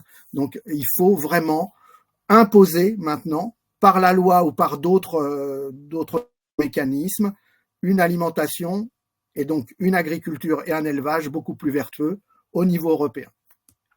Alors, on a une question de Nathalie qui nous l'a mis dans le chat. Quel bénéfice des légumineuses et des légumes lactofermentés sur la santé? Celle-là, elle vous plaît, cette question? Oui, c'est encore très dans la mode, on va dire. Mais alors, les légumineuses, j'aime beaucoup les légumineuses parce que c'est une source de fibres vraiment de très bonne qualité, même s'il y a d'autres fibres bien dans des légumes racines, par exemple. C'est très à la mode aussi. Mais c'est un produit intéressant, les légumineuses, parce que c'est un produit qui se rapproche un peu des féculents, donc qui apporte de l'énergie en quantité importante, qui apporte des fibres de très bonne qualité et qui est en plus assez riche en protéines. C'est pas un produit idéal parce que ça n'existe pas le produit idéal, mais c'est un produit qu'on ne consomme pas assez et qui pourrait être intéressant comme pour remplacer une part des protéines animales, par exemple. Donc, c'est quelque chose de vraiment intéressant. Les produits lacto-fermentés, malheureusement, pour l'instant, il n'y a pas beaucoup de données. Probablement que si on gratte un peu, on va trouver des données positives sur le fait que ça améliore ou ça équilibre le microbiote intestinal et que ça peut impacter la muqueuse colique. Mais pour l'instant, c'est quand même des consommations qui sont marginales et c'est difficile dans les enquêtes épidémiologiques de faire ressortir les consommations marginales comme pouvant avoir un impact sur tel ou tel fait de santé. Parce qu'il faut vraiment beaucoup de gens dans la cohorte pour pouvoir démontrer quelque chose. Et alors, dernière question avant qu'on passe au sport, parce qu'on a entendu que ça faisait partie de l'hygiène de vie Oui. plus. Je ne suis plus sur mon vélo, vous avez vu. Quid des raisins, des fruits secs versus les fruits frais? Si on veut. C'est bien et pas bien. C'est-à-dire que c'est une autre façon de manger les fruits parce que en mûrissant ou en transformant de façon naturelle par le séchage les fruits, vous allez concentrer un certain nombre de choses. Un des intérêts des fruits, c'est quand même aussi d'apporter de l'eau. Donc, c'est intéressant de les manger frais et c'est de temps en temps intéressant de les manger secs. Il faut faire les deux, en fait. Il faut jamais faire une seule chose. Il faut essayer d'être le plus varié possible. Merci beaucoup. Et alors, on va faire monter notre dernier intervenant, Gwenaël Herry. Bonsoir. Bonsoir. Bien, moi, je vais rebondir quand même sur forcément un petit peu ce que disait Monsieur Renard, c'est ouais, la place du sport et ça face à l'obésité croissante et je pense que ça, on peut le voir aussi, elle n'est pas assez présente et j'espère que le gouvernement futur mettra ça vraiment nettement plus en avant dans les prochaines années. Face justement à ce constat d'obésité chez les jeunes que je constate moi aussi, étant amené à les côtoyer fréquemment. Voilà, ça devient très complexe. Et puis en même temps, on se dit, Paris 2024, j'espère que ça va quand même amener toute une énergie pour tout le monde, pas pour y participer, mais au moins pour aller voir et au moins un petit peu solliciter tout le monde sur cette activité. Bon. J'ai commencé par vous présenter un petit peu tout ce qui est programme, tout ce qui est proposé au sein d'Interception. Alors déjà, je commence un petit peu par le côté, je crois que c'était Docteur Delaloge qui disait tout à l'heure. C'est vrai que ce programme Interception, c'est vraiment, on essaye de le rendre le moins stressant possible. C'est vraiment déjà en dehors de l'hôpital, c'est à l'Institut Gustave Roussy, mais c'est dans une aile complètement annexe. On essaye vraiment d'apporter, et même avec Hélène, elle pourra vous confirmer aussi, quelque chose qui soit un petit peu, voilà, ils viennent passer une bonne journée, oui, se confronter un petit peu à la réalité, des activités sportives, entre autres, évidemment, sur mon sujet, mais toutes les autres. Et puis après, normalement, elles repartent motivées et je pense heureuses de l'avoir fait et moi, content ou contente de l'avoir fait. et avec des solutions. Voilà, ça c'est sûr. Bien entendu, l'activité physique, comme vous avez pu le voir dans de nombreuses, alors ça c'est pareil, alors, Monsieur Reynard en parlait, c'est primordial. Ça, tout le monde le sait que l'activité c'est primordial. Maintenant, il y a des préconisations OMS qui sont sorties, qui sont toujours d'actualité, 150 minutes, 300 minutes par semaine à faible activité modérée. Bon, ok. Après, évidemment, chaque personne est complètement différente dans ses contraintes professionnelles, personnelles, voilà, dans son environnement. Il y a plein de choses. Évidemment, le Covid et le télétravail n'a pas aidé forcément à cette pratique d'activité physique un peu plus importante. Je pense que le niveau a quand même aussi bien baissé. Et bon, en tout cas, en plus de cette activité physique, évidemment, on lutte contre toutes ces maladies chroniques, le cancer, la récidive. Il y a plein d'études qui ont été menées là-dessus. Donc, c'est quand même indispensable. Lorsque vous allez venir à Interception, on va réaliser des petits tests physiques assez simples. Je vous dirai, je vais les détailler un petit peu après pour évaluer un petit peu vos capacités cardiovasculaires et motrices de chacun. Après, vous allez avoir un petit entretien avec un coach individuellement pour essayer de voir, votre niveau physique global. Et après, justement, apporter ces solutions pour pratiquer de l'activité physique de retour chez vous de manière plus construite et plus régulière. Parce que dans la plupart des cas, malheureusement, c'est vrai que on procrastine toujours. On se dit oui, je vais aller courir. Ou alors là, on rentre en plus en période de l'hiver où forcément, le matin il fait nuit, le soir il fait nuit. Dans la journée, j'ai pas le temps de le faire. Mais si pourtant du moins c'est en discutant avec les personnes, et cela c'est vraiment au cas par cas où on peut trouver plein de solutions pour réaliser un minimum d'activité physique. Et régulière surtout. Alors les différents tests que nous réalisons lors d'interception, bon évidemment il y a une prise de pouls au repos qui donne une indication quand même sur les capacités cardio de la personne. Après on a décidé tous ensemble de faire quelques tests, alors ne serait-ce que déjà musculaire et cardio. Musculaire, c'est-à-dire que le pratique de la chaise contre le mur. On essaye de voir combien de temps la personne est capable de rester. Donc, ça sollicite évidemment tout ce qui est quadriceps et fessiers, bon, les muscles un petit peu, voilà. Et ça permet d'avoir une estimation. Nous, avec toutes les statistiques et toutes les personnes qui sont passées déjà nous voir, vous allez avoir une échelle. Est-ce que c'est bien, c'est pas bien?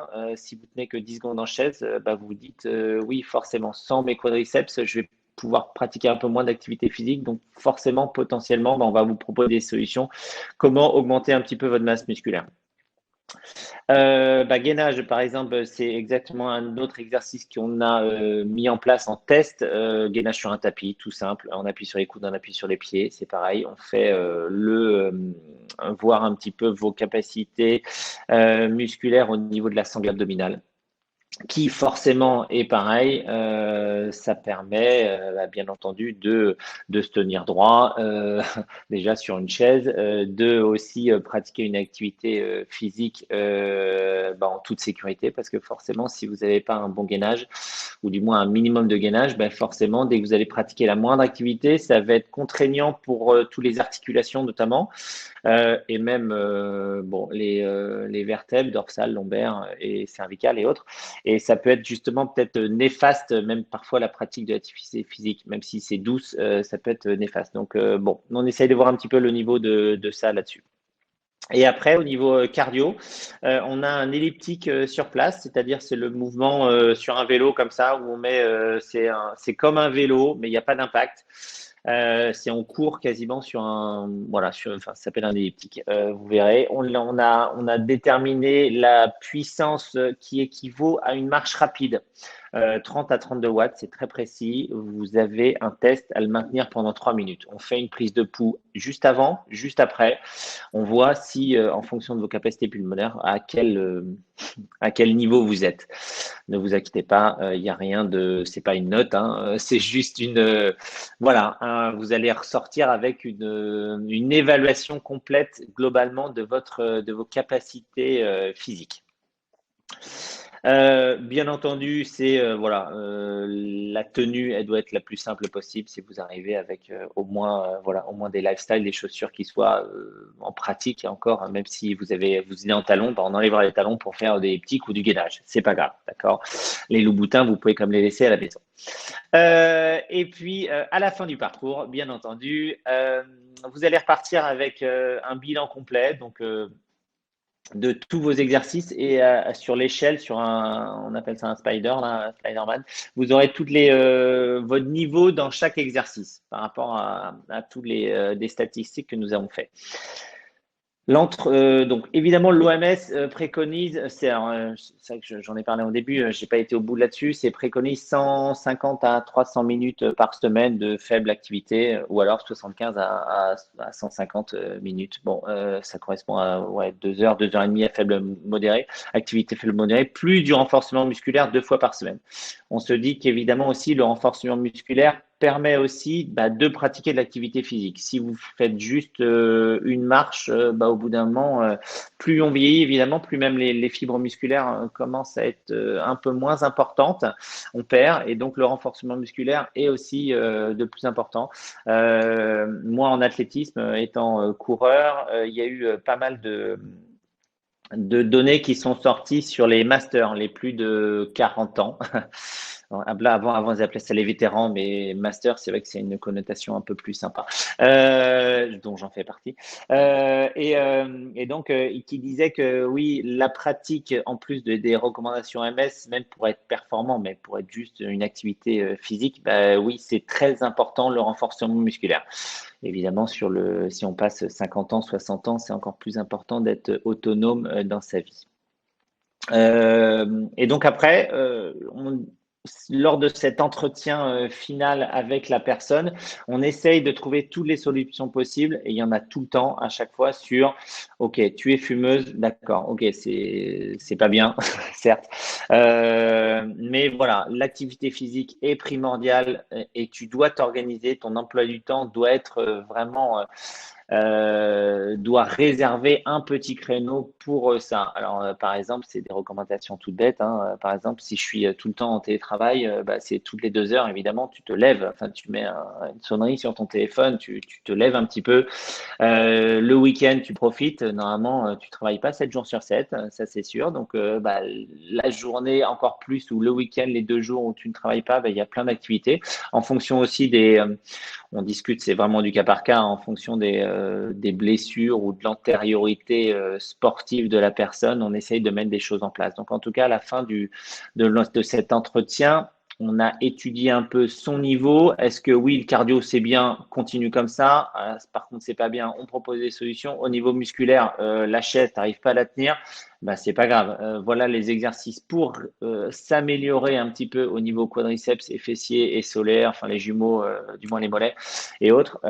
T'es pas bien au niveau du gainage. Voilà plein de solutions qui vont faire que, par exemple du pilates qui va être très bien associé. Bon, voilà, on essaye de trouver tout pour que la personne reparte avec des solutions, j'insiste bien là-dessus, et qui va justement, et là, pour le coup, clôturer un petit peu le débat, c'est que l'activité physique, c'est primordial pour la lutte contre tout type de cancer et aussi maladies chroniques. Donc, je pense que c'est indispensable et en tout cas, ça doit pas être, c'est devenu un fléau et cette inactivité et ça doit justement changer. Voilà, tout simplement. Merci beaucoup, Gwenaëlle. Alors, on avait des questions. Alors, APA, c'est activité physique adaptée. Physique adaptée. Et on avait une question sur est-ce qu'il y a des listes de pathologies, alors on sort un peu d'interception, de pathologies où on a plus accès, où on a accès à des APA. Des listes de pathologies, après ça dépend, c'est avec le médecin généraliste ou finalement. Alors après, de plus en plus, maintenant vous avez le médecin généraliste peut préconiser sur ordonnance des activités physiques. Bon, c'est pas encore assez, mais voilà. Après, on dit à pas activité physique adaptée, ça peut vraiment être totalement en fonction c'est vraiment au cas par cas.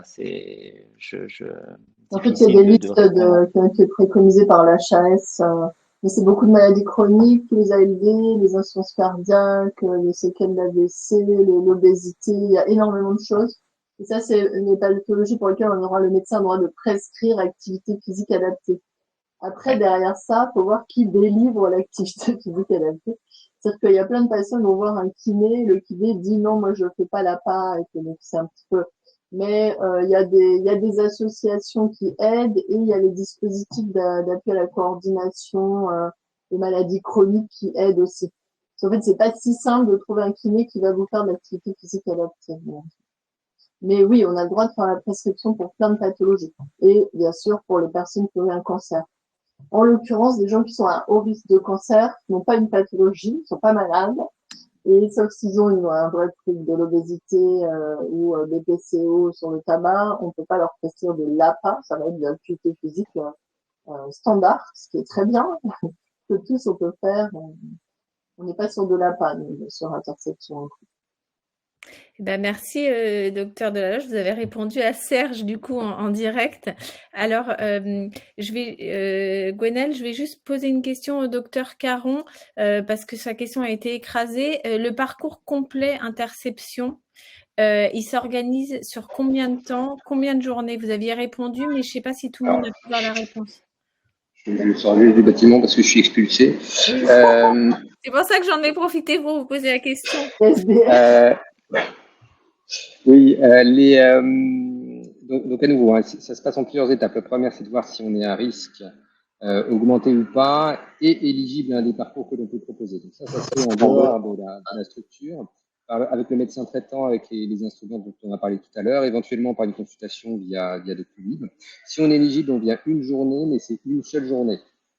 Et dans cette journée-là, on va préciser l'estimation du risque et on va convenir ensemble d'un plan personnalisé de prévention.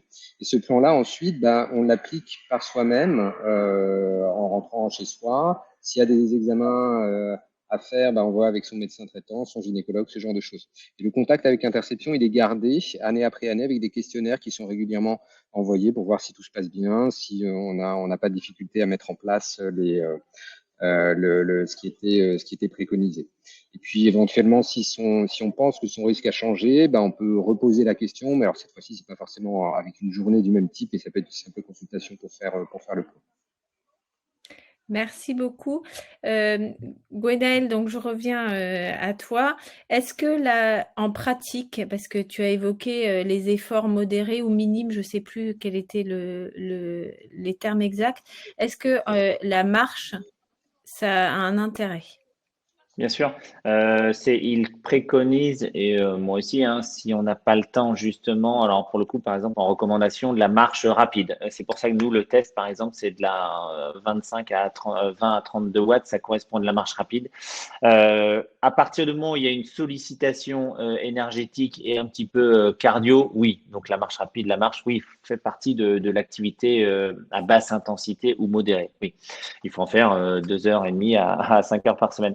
En recommandation, par exemple, je me suis vu recommander l'autre fois, c'était, c'est vrai que transport en commun, elle prenait les transports en commun alors que finalement, il n'y avait que 5 km. Alors par exemple, juste l'aller ou juste le retour, évidemment sur une météo qui convient bien, 5 km, ça fait déjà quasiment 1 heure pour rentrer, 50 minutes, 1 heure.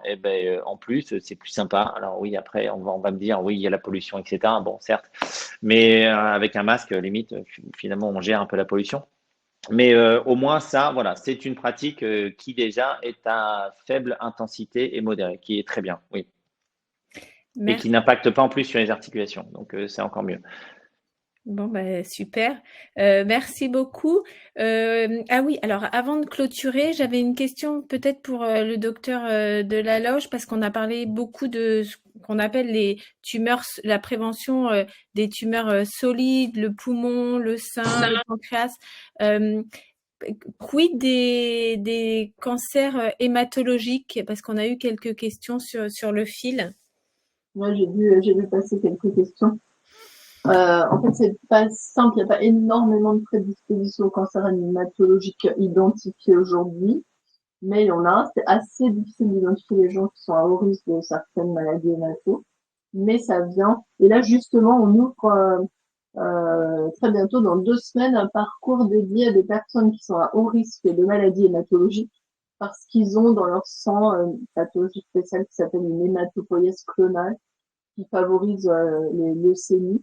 Et on est en train de mettre en place un parcours pour les aider au dépistage de cette pathologie, pour l'identifier tôt si elle survenait, mais aussi mettre en place des modifications comportementales, nutritionnelles, activités physiques qui, a priori, sont également capables de diminuer les risques. En fait, c'est les hématopoïèses clonales, c'est qu'on a des globules blancs anormaux avec des mutations anormales, et ça augmente les risques cardiovasculaires, ça augmente les risques d'infarctus, ça augmente les risques d'un certain nombre de tumeurs solides, et ça augmente les risques également de maladies hématologiques. C'est quelque chose qui a émergé beaucoup dans les dernières années, et on sait qu'on peut influencer le devenir de ces pathologies avec des modifications comportementales. Et donc ça, c'est un des projets les plus innovants. C'est encore tôt, ça va nous aider aussi à améliorer le niveau de démonstration des actions qu'on peut avoir. Mais effectivement, nos hématos sont très engagés dans ce programme-là et très contents de participer. Et en l'occurrence, il y a Odyssea a financé un certain nombre de données de recherche qui ont contribué à générer ce qu'on sait sur ces hématopoïèses clonales, et maintenant on ouvre un parcours interception qui va permettre, j'espère, dans le futur de diminuer les risques de ces personnes. La boucle est presque bouclée. Merci beaucoup. Alors, je vais vous demander peut-être un mot de la fin, docteur Delaloge, en tant que directrice du programme Interception, sur cette webconférence, qu'il fallait retenir, voilà, ce que vous souhaitez qu'on retienne à la fin de cette conférence, s'il vous plaît. Merci beaucoup. Ce qui est super important pour nous, et je pense pour la société en général, c'est qu'il y ait des gens qui s'intéressent à la prévention des cancers, parce que c'est pas si facile, c'est pas très bankable, la prévention. Les gens voient ça comme des contraintes dans leur vie, des choses qui font peur, rien de matériel, des chimères éventuellement pour certains. Et ça rapporte pas beaucoup d'argent à grand monde. Donc c'est encore un domaine un peu, ce qui rapporte pas beaucoup d'argent à grand monde et jamais un domaine très mis en valeur. Donc merci infiniment d'en avoir discuté, c'est hyper important. Je pense qu'on a pu aborder des points de vue qui sont à titre de l'humanité absolument majeur, c'est vers quoi on va dans notre futur, qu'est-ce qu'on veut comme futur. Donc je pense qu'il ne faut pas oublier le fait qu'on doit tous s'engager dans tous les cas, même si on n'est pas à haut risque, vers une amélioration de notre santé. On a bien vu qu'il y a l'épidémie d'obésité, de la faible activité physique, la sédentarité sont des problèmes majeurs. Et nous, là, Interception, c'est une petite solution en plus de la santé publique française. Ça plaît beaucoup à nos autorités de santé qui cherchent actuellement des solutions. Donc, le ministre de la Santé, Aurélien Rousseau en particulier, aime beaucoup notre programme Interception. J'espère qu'on va être capable de démontrer ensemble que vraiment ça peut changer la donne. Pour nous, c'est une des solutions vraiment importantes du futur, que de traiter les cancers avant qu'ils n'arrivent, plutôt que de les traiter de façon aussi lourde après. Donc on est tous en train de travailler vers ça, et qu'il y ait des personnes que ça intéresse, qui nous fassent confiance, c'est super important et très enthousiasmant pour nous. Voilà, merci infiniment, l'aventure commence et on se retrouve dans 5 ans pour voir comment on aura déjà pu faire avancer, changer les choses, comment la recherche va nourrir tout ça pour changer la donne dans le futur. Et je pense que c'est vraiment une piste majeure pour les 20 années qui viennent, pour changer un peu le visage du cancer dans le futur, et pas en faire cette fatalité qu'on laisse arriver sans l'empêcher de venir, alors qu'on peut faire quelque chose aujourd'hui. Voilà. Merci beaucoup. Merci, docteur Delaloge. Et alors, juste en teasing, vraiment en avant-première, on n'en a jamais parlé avec Anne en direct. Avant les 5 ans, il y a le mois d'avril où on organise les premières rencontres de cancérologie pour les patients, les proches, le grand public. Et docteur Delaloge, vous serez en plénière, en conférence, pour nous parler justement de la prévention et de certaines initiatives de prévention. Donc voilà, dans 5 ans où on se donne rendez-vous, il y a aussi le 27 avril. Voilà, donc restez connectés, on vous donnera plus d'infos. En tout cas, un immense merci à tous les orateurs qui étaient là ce soir. On a tous appris énormément sur Interception, mais aussi sur son quotidien et sur comment prévenir. On n'a pas parlé aussi de toute la prévention, les vaccins. N'oublions pas que HPV qui était évoqué en intro, il y a des choses à faire avec le vaccin pour les garçons et pour les filles, voilà, à l'âge de l'adolescence. Merci infiniment. Merci aussi au soutien institutionnel Harmonie Mutuelle et je vous souhaite à toutes et tous une excellente soirée et à bientôt. Au revoir.